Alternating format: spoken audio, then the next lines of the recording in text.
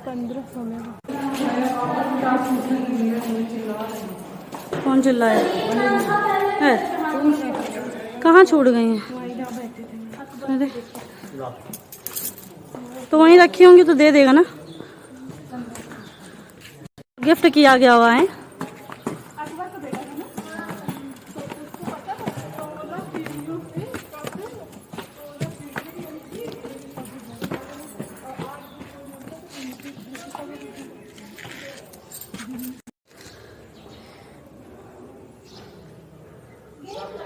है ना? सीमेंट भी मिल रहे आप ऐसे खींचो। नहीं वीडियो बना रहे बेटे। गेहूं भी है। गेहूं कहाँ है? गेहूं वो देखो गड्ढे बने हुए हैं। ये देखो सब सही बात है, सही बात है। वही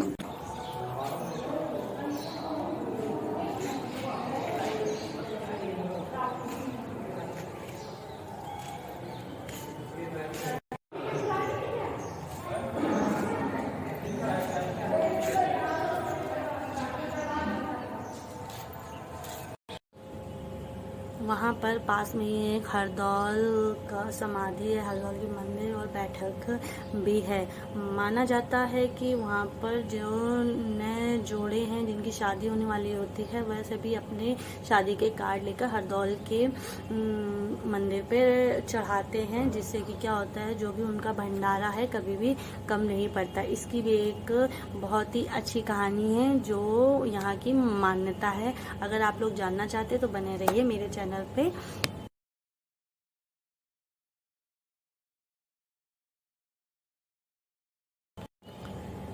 माना जाता है कि एक राजा थे जिनके 2 पुत्र थे जिनका नाम हरदौल और जुझार था।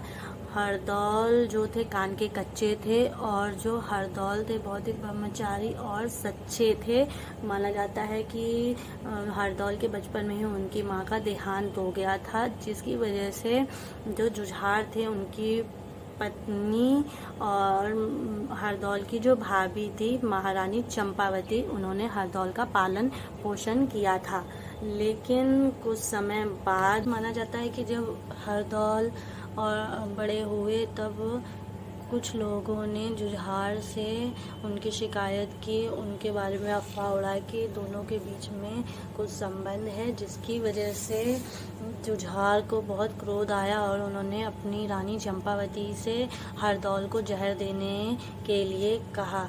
लेकिन जो चंपावती थी वो हरदौल को अपने माँ की तरह, अपने बच्चे की तरह प्यार करती थी और हरदौल भी उन्हें अपनी माँ की तरह मानते थे। और जो चंपावती थी वो भी अपने बेटे की तरह उनका पालन पोषण किया करती थी, जिसकी वजह से वह उनको जहर नहीं दे पा रही थी। वह बहुत रोती थी, लेकिन इस हरदौल ने अपनी माँ समान चंपावती या भाभी जो भी थी उनको कलंक ना लगे, इसलिए उन्होंने जहर खुद ही खा लिया था, जिसकी वजह से उनकी मृत्यु हो गई थी। उनकी एक बहन भी थी जिनका नाम कुंजावती था। उनकी शादी होने वाली थी, इसलिए कुंजावती जो थी हरदौल को जुझार से ज़्यादा प्रेम करती थी, इसलिए वह चाहती थी कि उनकी शादी में उनके जो भी विवाह है उसमें भाग लेकर हरदौल ही जाएं। लेकिन हरदौल की मृत्यु हो गई थी, जिसकी वजह से वह जुझार के पास गई, उनके महल में उनसे कहा कि मेरी विवाह में आपको भाग लाना है। लेकिन जुझार ने मना कर दिया। उन्होंने कहा कि आप तो अपने भाई, छोटे भाई से ज़्यादा प्रेम करती थी, आप उधर जाइए, मांगे जाके उनसे। उसके बाद जो कुंजावती थी वह बहुत रोई हरदौल की समाधि के पास और रोते रोते उन्होंने अपने भाई हरदौल से हाथ जोड़कर कहा कि आप मुझे भाग देने आइएगा। जिसके कुछ देर बाद हरदौल की जो रूह थी उन्होंने कहा कि मैं आपको भाग देने ज़रूर आऊँगा। और माना जाता है कि कुंजावती के विवाह के दिन हरदौल की रूह जो थी उनको भाग देने वहाँ पर गई। हरदौल जी से सभी ने फिर प्रकट होने का आग्रह किया और वह वहाँ पर प्रकट हुए और अपनी बहन को आशीर्वाद दिया। तब से ही उनका एक समाधि पर मंदिर बना और उनकी एक बैठक बनी और इसी तरह से जो भी शादी होने वाली होती है, लोग वहाँ पर अपना शादी का कार्ड वहाँ पर उनको चढ़ाने जाते हैं, जिससे कि उनके भंडारे पे भरा रहे, भंडारा कभी भी खाली ना हो, पूरी शादी विवाह अच्छे से शुभ सफल हो जाए। तो ये थी छोटी सी स्टोरी हरदौल की। अगर आपको पसंद आई हो तो please like share and subscribe कीजिएगा। राजा राम मंदिर घूमने के बाद हम लोग किले में गए, जहांगीर के किले में गए और राजा महल में गए, सारे महल हमाम खाना गए, सब जगह घूमने के बाद हम लोग फाइनली, इतनी धूप थी जिसकी वजह से हम लोग बेतवा नदी गए और हम लोग वहाँ पर जाते इतनी शांति मिली, इतना ठंडक था कि हम लोग को बहुत ही वहाँ पर अच्छा लगा। तो देखते हैं।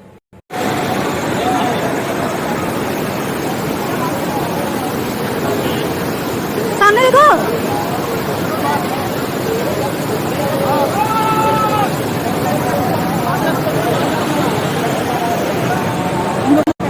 हाँ सब जैसे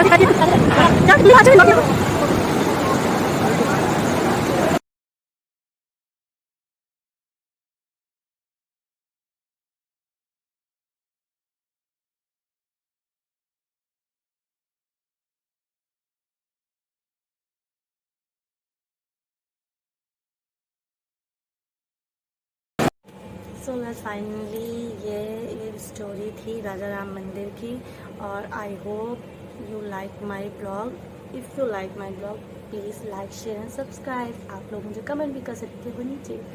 बाय, थैंक यू।